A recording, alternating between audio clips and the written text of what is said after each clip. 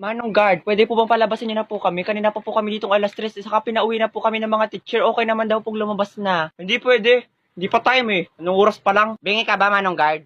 Kakasabi ko lang, ang pinayagan na kaming umuwi, nang gigigil ako sa'yo. Bakit? Yung teacher mo bang nagbubukas ng gate dito? Hindi naman, di ba? Kaya ako masusunod. Manong Guard, nakikita mo to? Oh, lamunin mo, shoota ka, kanina ka pa. Yan ang patunay na pwede na kami lumabas, may perma pa yan ng principal. Anong pakialam ko dyan? Ay, totoo ba yan? Hindi. Imagination mo lang yan, Manong Guard.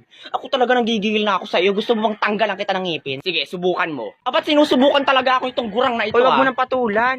Kayo mga bata kayo, napakawalang galang ninyo, napakawala niyong modo. Bakit ganyan kayo makapagsalita? Siyempre, may bibig kami. Ay, paano ba dapat magsalita? Nakasplit? Nakabalod? Nakatuwad? Ang bobo mo rin, Manong Guard, ano? Eh, saan naman kami dapat magsasalita? Sa kilikili o ayan, kausapin mo? Layo mo nga sa akin yan, baka may pasabog ka pa dyan eh. Kung may pasabog man dito, yung hininga mo na yon, halos nga lahat ng bagang mo bulok na eh. Baka nga tinutubuan na yun ng kamote. Lalong hindi ko kayo palalabasin, lalo ka ng bata ka, napakasama ng ugali mo, siguradong wala ka mararating sa buhay mo. Siguro kaya namatay yung nag-ampun sa'yo dahil ganyan yung bunganga mo. Huwag ka naman damay ng ibang tao. Buisit ka, makakarma ka rin. Hindi ako naniniwala sa karma. Manong Guard, palabasin mo na sila. Sige po, ma'am. O, lumabas na kayo, mga buisit kayo. Buisit na guard yan, sakit sa ulo. Oh my God, hala! Hala, nadaglasan si Manong Jeric. Hala, totoo? Hala, kawawa naman.